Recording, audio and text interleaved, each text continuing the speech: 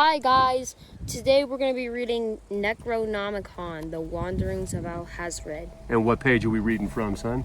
We're reading from this one, Why the Old Ones Do Not Die. And why don't the old ones die? Tell us. Because the spawn of Cthulhu, held captive beneath the monastery of the Magi, asserts that the lords of the old ones cannot die, for the simple cause that they do not truly live as other beasts live. So we don't truly live as other beasts live, right? Yeah! All right. Their bodies are not bred upon the earth, but are sent as a pattern from the outer spaces that lie beyond the zones of the four elements. So that's our true bodies. Our true bodies are not bred upon the earth. All right, go ahead. And this pattern or ideal shape is then made tangible by the accretion of matter, which is organized and held together solely by the will of the Lord, whose body it becomes by gathering the moist humors from the air and the fine particles of dust that float upon the wind. Why the old ones make themselves a physical presence through which to project their designs, but these bodies are little more than suits of clothing, which they put on or cast off at their pleasure. Right, so these bodies that we're in are nothing more than suits of clothing which we put on and cast off at our pleasure. Only Cthulhu, having formed his vast bulk in a form of his liking, was loath to put it aside, and so sought to preserve it intact in his house, in rely from the poison of colors from the stars. So right now the stars are at a particular poisonous color where they're not aligned right. When the stars are right, we will wake back up to who we truly are, which are not these physical forms. All right, go ahead. The bodies of tangible substance adopted by the old ones cannot be called their true forms. Right, so these bodies are not our true forms. Yeah! All right. Which are so monstrous and uncouth that the mind of a man cannot hold them without madness. All right, so our true forms, which are not these human bodies, are so monstrous and uncouth that the mind of a man cannot hold them without madness. They cannot be humanly fathomed. Yep. All right, go ahead.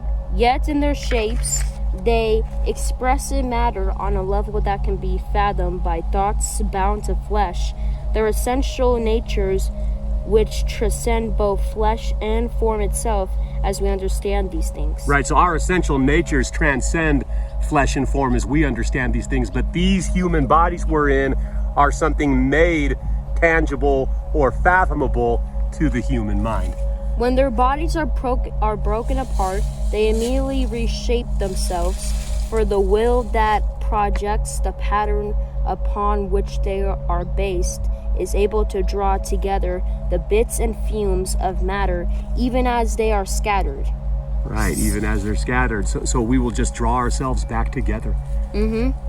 So that a wound at once closes and is made smooth, and a limb stuck off by a sword is regrown. Right.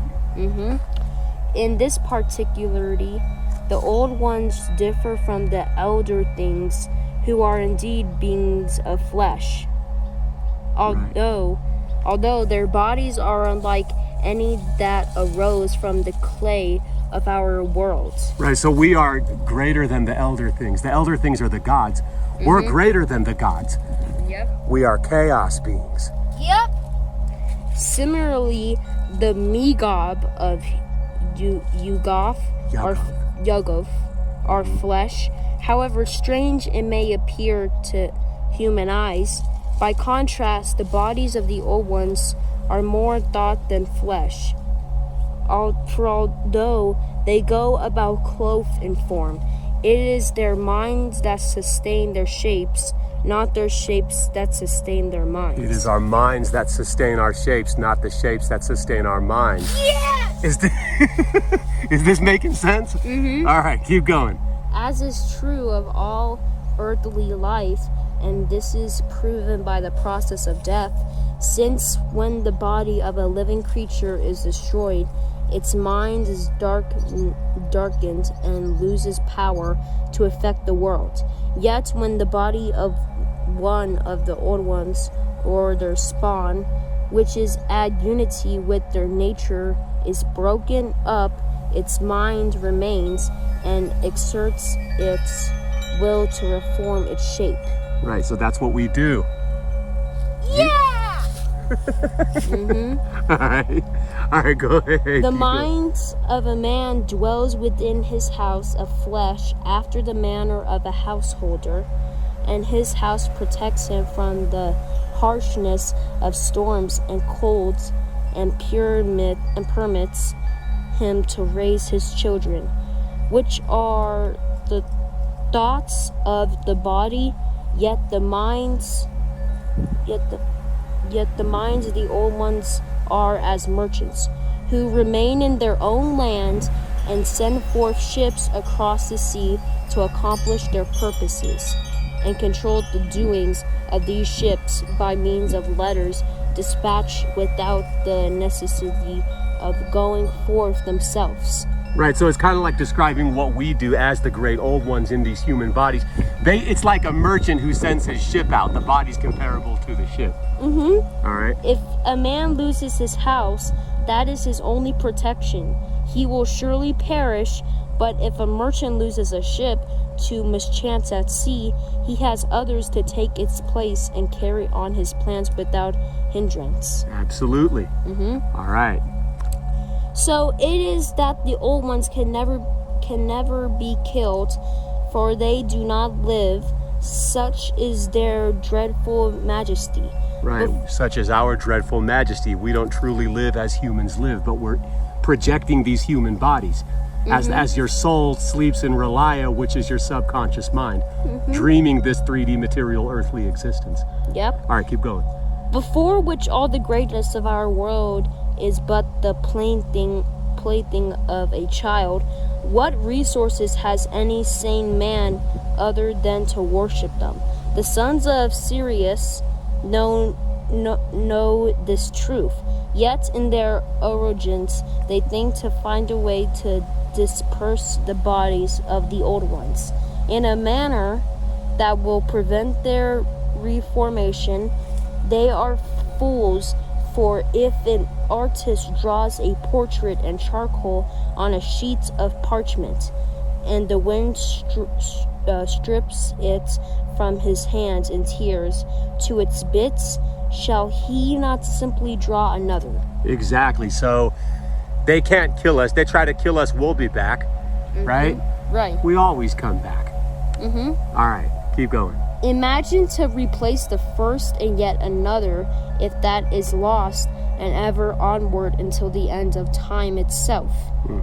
It is due to this property of reformation that the body of Cthulhu can be both dead yet merely asleep. Right. And that's basically what the state is that our souls are in. Yeah!